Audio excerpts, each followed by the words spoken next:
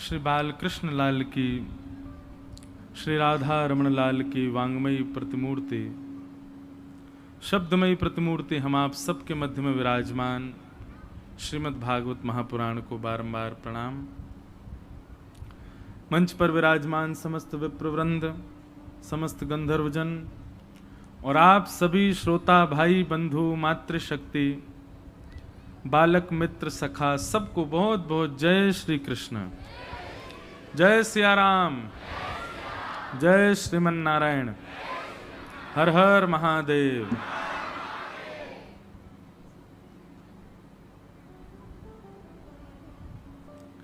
ठाकुर जी की परम कृपा से भोपाल के इस मंडदीप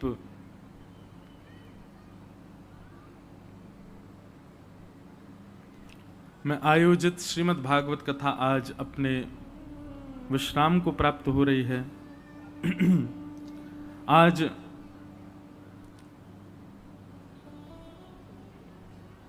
बुद्ध पूर्णिमा पूरे विश्व भर में है, पर हमारे वृंदावन में आज श्री राधा रमण लाल जी का प्राकट्य उत्सव मनाया जा रहा है। और जिस प्रांगण में आप बैठे हैं, इस प्रांगण के हमारे प्यारे ठाकुर जी, इनका भी आज पाटोत्सव है, छठवां पाटोत्सव है। एक प्रकार से ये बात कह दी जाए तो इस कथा के निमित्त यजमान तो अग्रवाल परिवार सामने बैठा है, पर मूल यजमान तो श्री ठाकुर जी ही हैं जो भीतर विराज रहे हैं। उन्हीं की इच्छा से कथा हुई है। सत्य बात तो यही है बंधुओं कि मैं पहले भी आपसे कह चुका हूं, अब भी कहूंगा, दिव्य चेतना ही कथा सुनती है, आपको तो माध्यम बनाया जाता है। दिव्य दिव्य भाव, दिव्य दिव्य चेतनाएं ऐसी हैं, ये भगवत भक्त कहीं जाते थोड़ी हैं, ये यहीं विचरण करते रहते हैं और उन्हीं के सुख के लिए कथाएं होती हैं। अब श्री हनुमान जी महाराज के लिए कहा जाता है, यत्र यत्र रघुनाथ कीर्तनम तत्र तत्र कृतमस्तकांजलिम बाष्पवारी परिपूर्ण लोचनम मारुतिम नमत राक्षसांतकम। हनुमान जी महाराज कभी साकेत नहीं जाते, हनुमान जी महाराज कभी वैकुंठ गोलोक धाम कभी जाते ही नहीं। वो सदा पृथ्वी पर ही रहते हैं। क्यों? हनुमान जी कहते हैं, बोले भैया वहां पे कथा सुनवे को नहीं मिलेगी, यहीं मिलती है बस। प्रभु चरित्र सुनवे को रसिया, राम लखन सीता मन बसिया। हनुमान जी को सबसे ज्यादा प्रिय है ठाकुर जी की कथा, और वो कथा केवल यहीं होती है। अब हनुमान जी को कथा कैसे सुनाई दे? उन्हीं वही नियोजन बनवाते हैं, वही निमित्त बनवाते हैं, वही किसी परिवार के हृदय में जाकर के प्रेरणा प्रकट करवाते हैं, भाई हमको कथा करानी है। और फिर ये सब योजना बनती है, आदि आदि। लाभ देखने में तो हजारों को मिलता है, लेकिन मुख्य रूप से इसके आयोजक और नियोजन करता श्री हनुमान जी हैं। ऐसे जैसे हनुमान जी कथा के रसिक श्रोता हैं, ऐसे अनेक भक्त हैं, वो हमें दिखते नहीं है, पर वे ही भागवत के मुख्य श्रोता होते हैं। आप तो केवल माध्यम बनते हो। और देखो, उनके नियोजन से, उनके भाव से आप माध्यम बनते हो, पर लाभ आपको भी होता है, इतने सारे लोगों को होता है, कथा वक्ता को भी होता है। तो भगवत ठाकुर जी की बड़ी कृपा, श्री राधा कृष्ण मंदिर के छठवें पाटोत्सव के उपलक्ष्य में एवं स्वर्गीय फूलचंद जी अग्रवाल एवं रामकली बाई जी, उनके आशीष से, और इस कथा के जो यजमान, बताओ हम कैसे ब्यास हैं, 7 दिन हो गए हमने यजमान जी का नाम ही नहीं बोला। और हम बोलते ही नहीं है, वैसे कम ही बोलते हैं, लेकिन यजमान श्री मनमोहन लाल जी अग्रवाल एवं श्रीमती पुष्पा देवी जी अग्रवाल, उनके पुत्र आशीष अग्रवाल, अमित अग्रवाल जी एवं समस्त मंगल परिवार, सबको हमारा बहुत बहुत प्रणाम। आप लोग निमित्त बने इस कथा के, बहुत सुंदर, इतने सारे वैष्णवों को सुख मिला। भोपाल में बहुत दिनों से कथा का भाव बन रहा था, होगी अब होगी, कल होगी, परसों होगी, अब होगी, पर भोपाल की सीमा पे ही सही ये कथा का क्रम हुआ। इतने सारे वैष्णवों को सुख मिला, इतने सारे लाल जी के हरि भक्तों को ने आकर के यहाँ आनंद लिया। निश्चित ही आप सबकी वैकुंठ की टिकट कट गई है, अब सबरे वैकुंठ जाओगे। अच्छा, आजकल हम थोड़े भाव बदल दिए हैं। पहले मैं कहता था कि हम सब वैकुंठ जाएंगे, पर अब हमने एक नया तरीका सीखा है। क्या? ये बात तो कन्फर्म है कि हम वैकुंठ जाने वाले हैं। वैकुंठ जाने से तो हमको कोई नहीं रोक रहा। वैकुंठ तो जाएंगे, पर वैकुंठ जाकर के ठाकुर जी से प्रार्थना करेंगे, ठाकुर जी हमारी कथा करवाओ। हम नीचे भी दुनिया भर में कथा करके आए हैं, वैकुंठ आए हैं, यहाँ खाली नहीं बैठेंगे, यहाँ कथा करवाओ और आप ही कथा के यजमान बनो। और हमारे जितने श्रोता आए हैं ये सब श्रोता बने, आप सब श्रोता वहां भी मिलोगे। जो हमारे संग जाएंगे वो उनकी तो बात ही नहीं है, जो हमसे पहले पहुंचेंगे वो वहां जाके सब व्यवस्था कर देना। ठाकुर जी को पहले से ही बता देना, बोले हमारे व्यास जी आने वाले हैं कुछ वर्षों में, तो उनके लिए बढ़िया कथा वथा की सब व्यवस्था। महाराज, या तो अतुलनीय कथा सबसे पहली हुई थी विश्व की, सुखदेव जी ने परीक्षित जी को सुनाई, और उससे भी पूर्व में हुई जब सनक सनंदन सनातन सनत कुमारों ने भक्ति ज्ञान वैराग्य को सुनाई। और या फिर अब एक अगली कथा होनी है वैकुंठ में, जहां हम सब जाएंगे, व्यास हम ही बनेंगे, व्यास बन के हम जाएंगे। बताओ, दुनिया में मृत्यु की बात करो तो लोग कहते हैं अरे भाई शुभ शुभ बोलो, यहां ताली बज रही है मृत्यु की बात पे। यही तो भागवत का प्रताप है कि यहां मृत्यु की चर्चा पे कोई शोक नहीं है।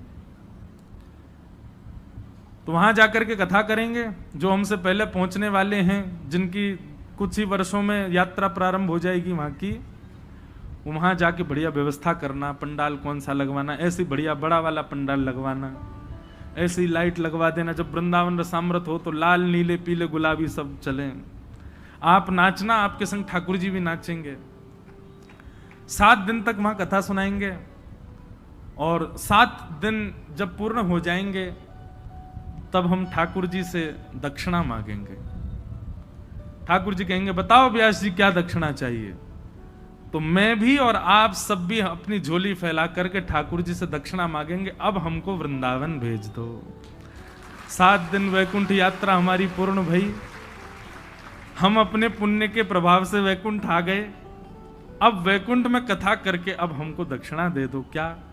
बधाई में दीजो श्री ब्रजधाम, बधाई में दीजो श्री ब्रजधाम। ठाकुर जी से वृंदावन मांगेंगे। और फिर अगले जन्म महाराज हम सबरे वृंदावन में ही आमेंगे, सबरे वृंदावन में जन्मेंगे,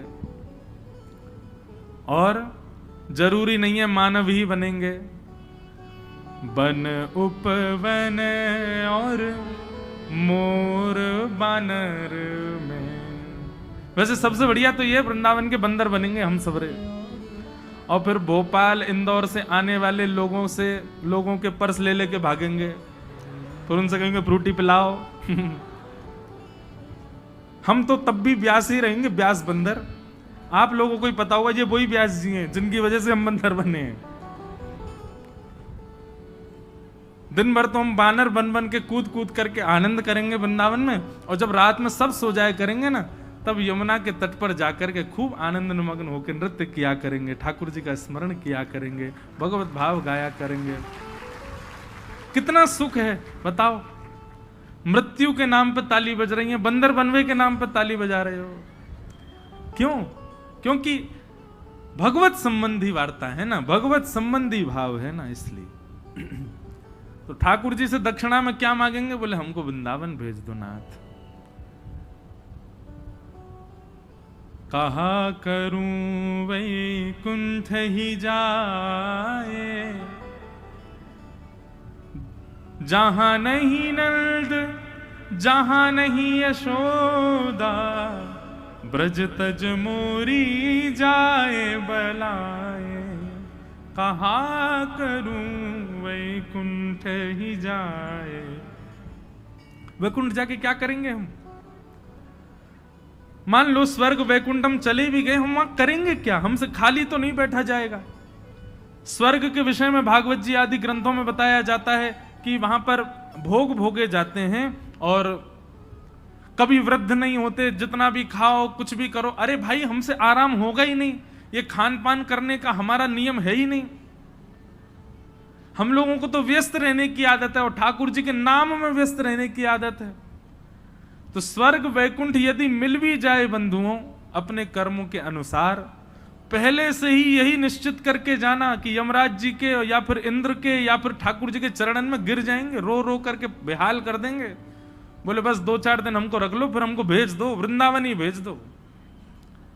और हमारी यदि इतनी योग्यता नहीं कि हम कोई मानव बन सके तो कोई बात नहीं, हमको छोटा सा कोई पौधा बना दो, वृक्ष बना दो, वन उपवन और मोर बानर में कहीं लिख ली जो मेरो नाम।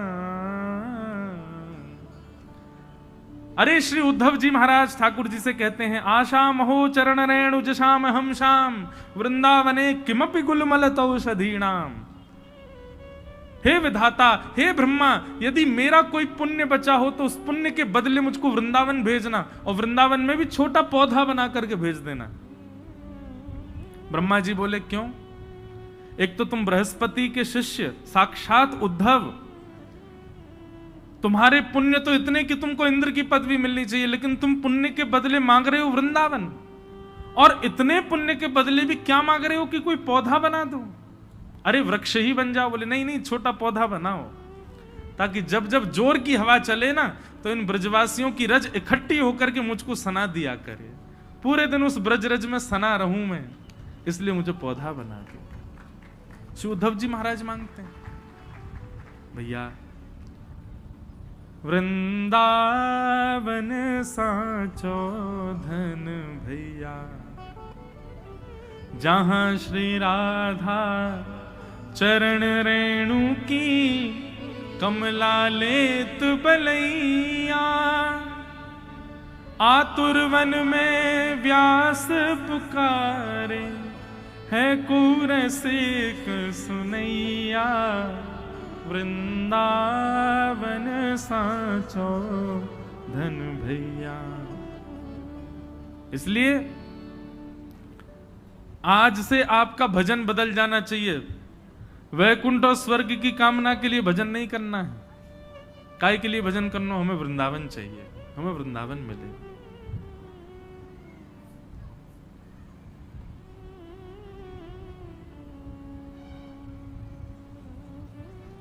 हरि हम कब होंगे ब्रजवासी, ठाकुर नंद किशोर हमारे, ठकुरानी राधासी।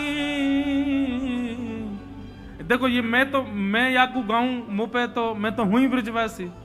आप लोग गाओ।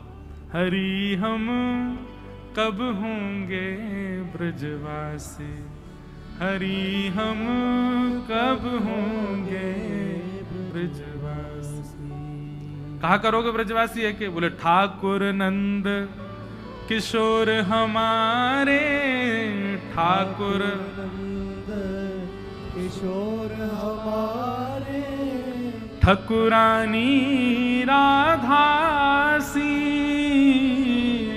ठकुरानी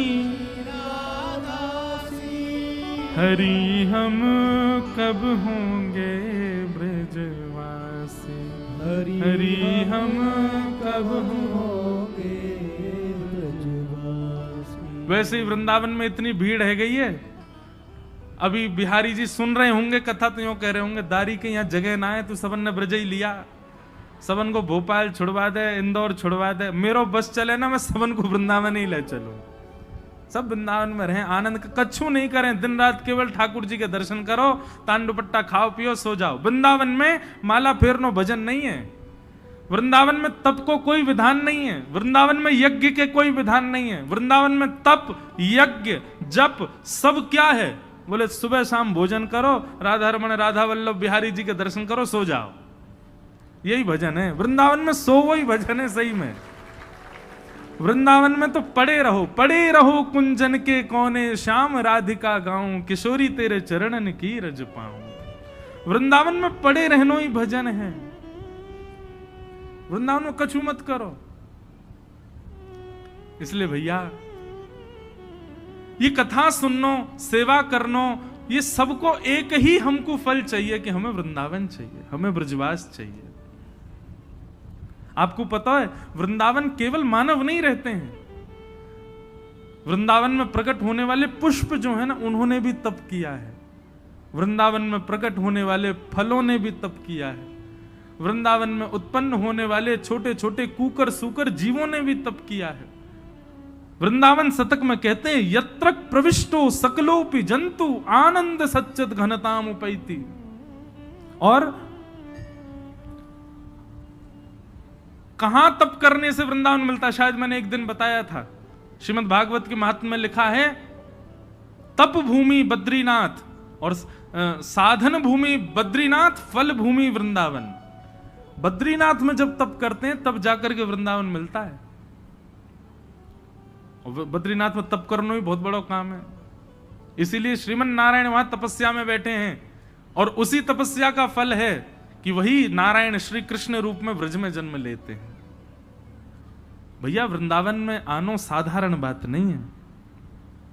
हरि हम कब होंगे ब्रजवासी, हरि हम कब होंगे ब्रजवासी। कब मिले हैं वह सखी सहेली, कब मिले हैं वे सखी सहेली। कौन है हमारी सखी सहेली वृंदावन में? हरिवंशी हरिदासी, हरिवंशी हरिदासी।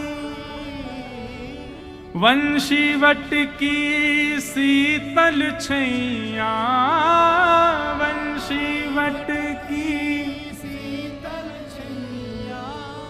सुभग नदी यमुना सी, हो सुभग नदी यमुना सी।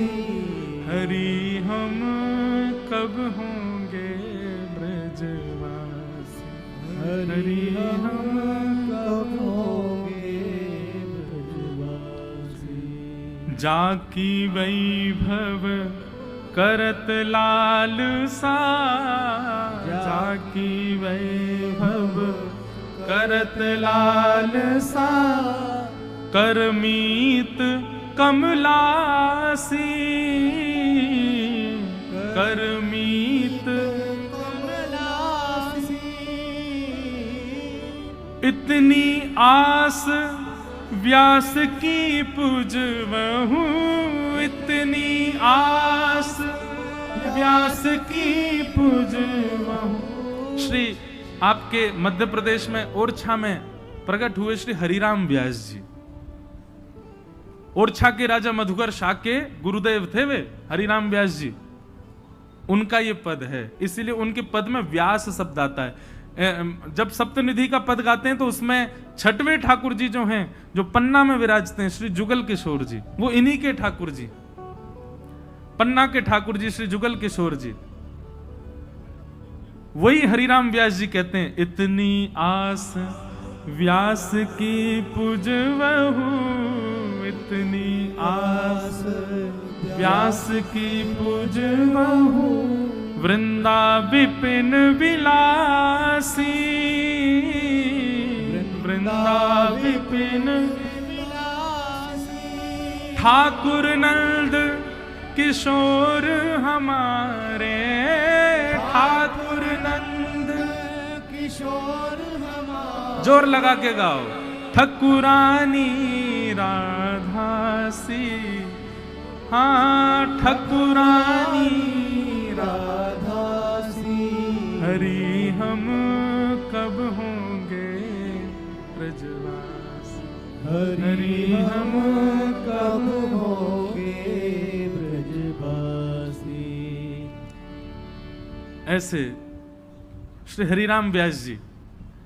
वे एक बात बताएं, वैसे वृंदावन को सबसे ज्यादा गाया तो मध्य प्रदेश में ही है। हमारे हरिदास परंपरा के अधिकतर जितने भी बड़े बड़े रसिक जन हुए वो सब मध्य प्रदेश, बुंदेलखंड आदि क्षेत्रों में। हरिराम व्यास जी, इन्होंने तो सबसे ज्यादा वृंदावन रस को गाया, ये भी मध्य प्रदेश में। तो इस नाते से कह सकते हैं कि मध्य प्रदेश वालों का टिकट जल्दी कटता है ब्रज के लिए। तो ये हमारे ब्रज भजनों शुरू कर दो। और उसके पीछे कारण है ना, ब्रज के सबसे बड़े लालच जिनको है ब्रज का, वो आपके मध्य प्रदेश में ही है ना, महाकाल।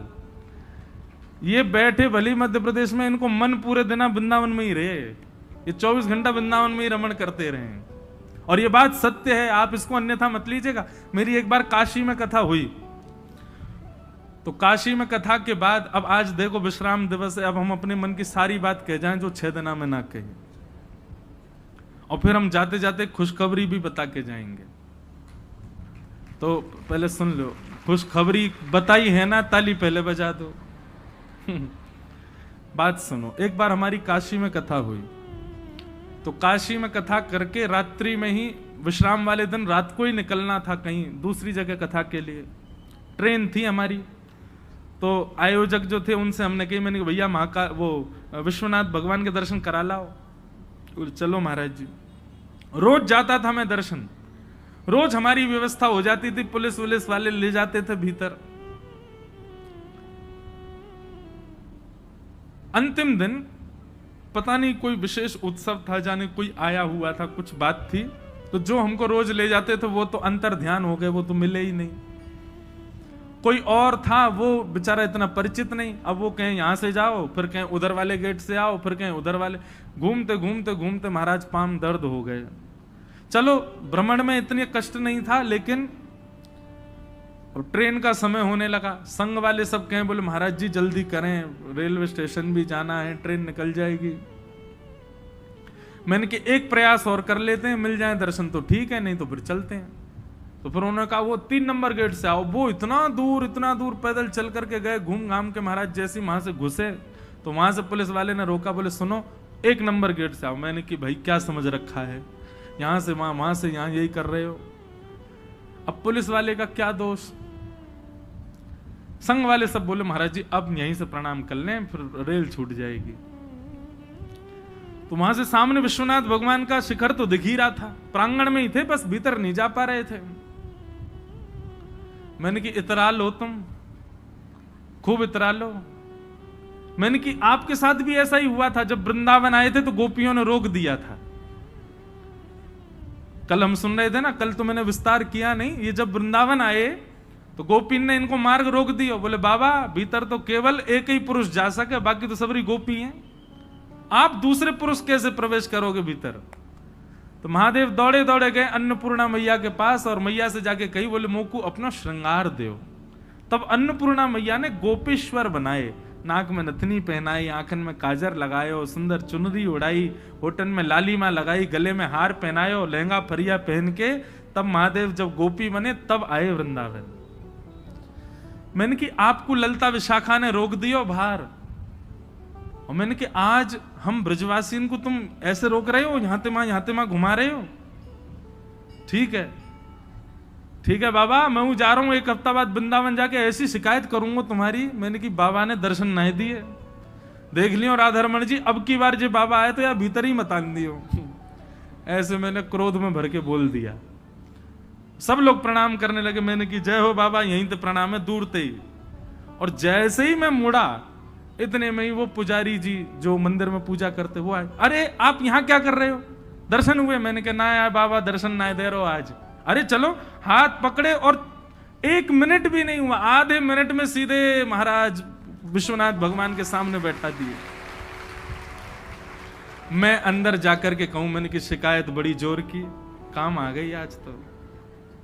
फिर महादेव से क्षमा मांगी, मैंने कि मैं तो ऐसे ही बोल रहे हो, आप तो सदा आओ वृंदावन, वृंदावन आपको ही है बाबा, जब चाहो तब आओ, लेकिन हमको ज्यादा परेशान मत करिए, दर्शन करो, नहीं तो शिकायत कर दूंगा। तो वृंदावन के सबसे बड़े उपासक तो श्री महाकाल ही हैं।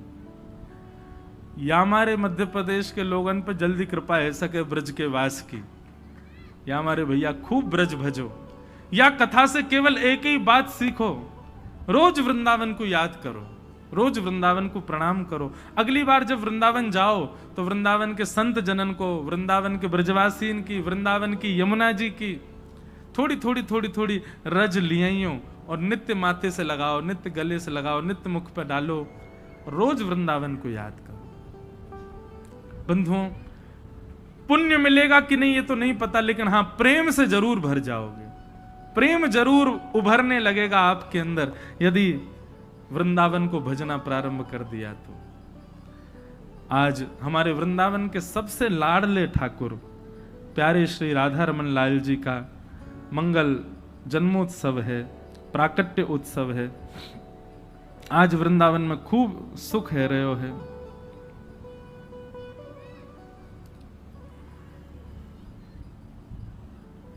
कल नरसिंह चतुर्दशी थी।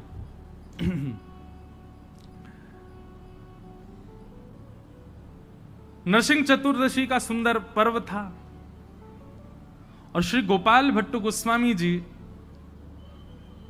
नरसिंह अवतार की कथा कह रहे, सुन रहे, सब आनंद कर रहे वृंदावन में। तो ऐसा होता है कि जो जो उत्सव होते हैं उन उत्सवों की कथा और भाव कहे सुने जाते हैं। लेकिन हमारे वृंदावन देखो, रसिक जनों की ऐसी बात है कि रसिक जब कथा सुनते हैं ना तो वो केवल कथा को शब्द मान करके नहीं सुनते, उसको वास्तविक मान करके सुनते हैं। जैसे एक प्रसंग आता है, उड़ीसा में एक ठाकुर जी हैं, उनका नाम है टोटा गोपीनाथ। क्या नाम है? टोटा गोपीनाथ। ये टोटा गोपीनाथ कैसे हैं सुनो। श्री चैतन्य महाप्रभु अपने शिष्य की कथा सुन रहे थे और कथा में जो शिष्य थे वो ध्रुव चरित्र सुना रहे थे। ध्रुव चरित्र में उन्होंने वर्णन किया कि ध्रुव जी महाराज 5 महीने तक ठाकुर जी का भजन करते रहे और चित्त में ठाकुर जी का दर्शन करते रहे। 5 महीने बाद ठाकुर जी जब सामने प्रकट हो गए तो ध्रुव जी ने नेत्र नहीं खोले, तो ठाकुर जी ने उनके हृदय के स्वरूप को अंतर्ध्यान कर दिया, तो ध्रुव जी व्याकुल हो गए। अब ये बात वक्ता कह रहे हैं, लेकिन सामने बैठे महाप्रभु जी को लगा कि उनके चित्त के ठाकुर जी अंतर्ध्यान हो गए और वो इतने व्याकुल हो गए, इतने व्याकुल हो गए और ढूंढने लगे, कहां गए ठाकुर जी, कहां गए, श्याम सुंदर तुम कहां गए। तो जिस फर्श पर बैठे थे वहां नीचे अपनी उंगलियों से विरह में आतुर होकर के खोदने लगे, ठाकुर जी कहां चले गए। और खोदते महाराज तभी उनका हाथ में एक ठाकुर जी का सुंदर रूप आया, वही थे श्री गोपीनाथ। प्रकट करके निकाले, हृदय से लगाए, ठाकुर जी प्रकट हो गए और बोले तुम्हारी कथा सुनकर के ये प्राप्त हुए, लो आज से इनकी सेवा तुम ही करना। और वो उनको प्रदान कर दिए। फिर वो टोटा गोपीनाथ कैसे हुए? जब महाप्रभु जी श्री जगन्नाथ जी में विलीन हो गए तो ये बात सुनकर के जो शिष्य थे वो इतने व्याकुल हो गए कि रुदन कर करके उनकी स्थिति ऐसी हो गई, कुछ महीने बाद उनकी कमर झुक गई। तो ठाकुर जी की सेवा में जब जाते थे तो मुख का स्पर्श नहीं कर पाते थे, चंदन लगाते थे तो मुख की जगह गाल पे लगता, होठों पे लगता, नाक पे लगता। दर्शन करके बड़े चिंतित होते, बोले ठाकुर जी अब मैं आपकी सेवा नहीं कर पाता। तो उन्होंने एक सेवक रख लिया सेवा में। सेवक रखा तो रात्रि स्वप्न में ठाकुर जी प्रकट हो गए। सब लोग इधर देखो, सावधानी से सुनो। रात में ठाकुर जी स्वप्न में आए और आकर के कहा आपने किसी सेवक को क्यों लगाया हमारी सेवा में? बोले जय जय मेरी कमर टेढ़ी है गई है, मैं तो आपको मुख छू ना पाऊं, या हमारे एक सेवक लगा दियो। ठाकुर जी बोले हमको नहीं पता, हम आपके हाथ से सेवा करेंगे, सेवा लेंगे, कोई सेवक हमको स्पर्श नहीं करेगा, हम आपके लिए प्रकट हुए, कोई और हमको नहीं छू सकता। जय जय आपकी नाक मुख इन पर चंदन लग जाता है। बोले हमको स्वीकार है लेकिन करोगे आप ही। दूसरे दिन सुबह मंगला का समय मंदिर खोला, सेवक को कहा तुम बाहर ही रहो हम जाते हैं। जैसे ही भीतर पहुंचे तो क्या देखा, जो ठाकुर जी ऐसे खड़े थे, त्रिभंग लली ठाकुर जी, वो ऐसे मेरी तरह नीचे ऐसे बैठ गए और बैठ करके बोले अब ऐसे हमारी सेवा करो, अब तुमको ऊपर हाथ करने की जरूरत नहीं। तो ठाकुर जी नीचे हो गए, इसलिए उनका नाम पड़ गया टोटा गोपीनाथ। ये कथा हमने क्यों सुनाई? कथा सुनाने का उद्देश्य दूसरा था। श्री चैतन्य महाप्रभु को कथा सुनते सुनते आभास हुआ कि ठाकुर जी कहां चले गए, और उन्होंने जब खोदा तो वहीं प्रकट हो गए। मतलब वैष्णव रसिक जन ऐसे कथा नहीं सुनते कि बस सुन ली हो गया काम। वो चिंतन करते करते वो ऐसा लगता है उनको कि मैं ही ध्रुव हूं, मैं ही प्रहलाद हूं, मैं ही भक्तिमती मीराबाई हूं, मैं ही सूरदास हूं। वो उस कथा को, घटना को अपने ऊपर ले लेते हैं। आप कहेंगे महाराज जी ये संभव नहीं है, ये है संभव। संसारी जीव जब सिनेमा देखने जाता है ना, वो जानता है कि ये सिनेमा नाटक है, वो जानता है कि ये सिनेमा झूठ है, लेकिन फिर भी उस सिनेमा को देखते देखते उसको अनुभव होने लग जाता है कि ये मेरी घटना है। और कभी कभी वो वहां दिखने वाले उस व्यक्ति के साथ होने वाली घटना पर रुदन करने लग जाता है, भावुक हो जाता है, कभी कभी अपने ऊपर बहुत ज्यादा ले लेता है उसको। इसका मतलब क्या है? ये गुण हमारे पास है, पर संसार के लिए, ठाकुर जी के लिए नहीं है। इसको ठाकुर जी के लिए परिवर्तित करो। जब ध्रुव का प्रसंग आए तो यही विचार करो, मैं ही ध्रुव हूं, मैं ही 5 वर्ष की आयु में घर से चला गया हूं, मुझे ही नारद जी मिले हैं, मैं ही तप कर रहा हूं, मैं ही व्याकुल हूं ध्रुव की तरह। इस प्रकार कथा सुननी चाहिए। तो नृसिंह चतुर्दशी और कथा हो रही थी, तो कथा में जैसे ही वर्णन किया कि प्रहलाद के प्रेम के खातिर, प्रहलाद के विश्वास के खातिर भगवान नृसिंह खंभ भेदन करके प्रकट हो गए। सब जय जयकार करने लगे, लेकिन उसी सभा में बैठे श्री गोपाल भट्ट गोस्वामी जी बड़े चिंतित हो गए और लौट करके आए और अपने ठाकुर जी को देख करके कहने लगे, शालिग्राम भगवान उनसे आके कहने लगे, आप सर्वसमर्थ हो, लेकिन मेरे लिए क्यों नहीं हो रहे हो? आप खंभ से प्रकट हो सकते हो नृसिंह बनकर के प्रहलाद के लिए, मेरे लिए क्यों नहीं प्रकट हो सकते शालिग्राम से? अच्छा एक बात बताएं, ये गोपाल भट्ट गोस्वामी जी की जो वेदना थी ना, ये बहुत दिनों से थी। एक बार का प्रसंग आता है कि सब मंदिरों में हिंडोला हो रहा था, हिंडोला उत्सव चल रहा था, ठाकुर जी झूला झूल रहे थे। हमारे वृंदावन में सावन के महीने में सारे मंदिरों में झूला पड़ जाते हैं, ठाकुर जी झूला झूलते हैं। अच्छा, सावन में झूला झूलने का कारण क्या है पता है आपको? सावन में हवा नहीं चलती, लेकिन वातावरण में नमी होती है। उस समय हवा नहीं चलती, नमी होती, ठंडक होती, पर हवा नहीं चलती, इस वजह से पसीने बहुत आते हैं। तो सखियां क्या करती हैं, बड़े बड़े वृक्षों पर झूला डाल देती हैं और फिर ठाकुर जी को बैठा करके, श्री जी को बैठा के झुलाती हैं। तो झूलते हैं तब हवा लगती है, इसलिए सावन में झूला झूला जाता है, ठाकुर जी को झूला झुलाते हैं। तो सब जगह झूला उत्सव चल रहा था वृंदावन में। तब तक राधा रमण जी प्रकट नहीं हुए थे, शालिग्राम रूप में ही थे। तो बड़े बड़े रसिक जन मंदिरों में जामें और मंदिर के ठाकुर जी को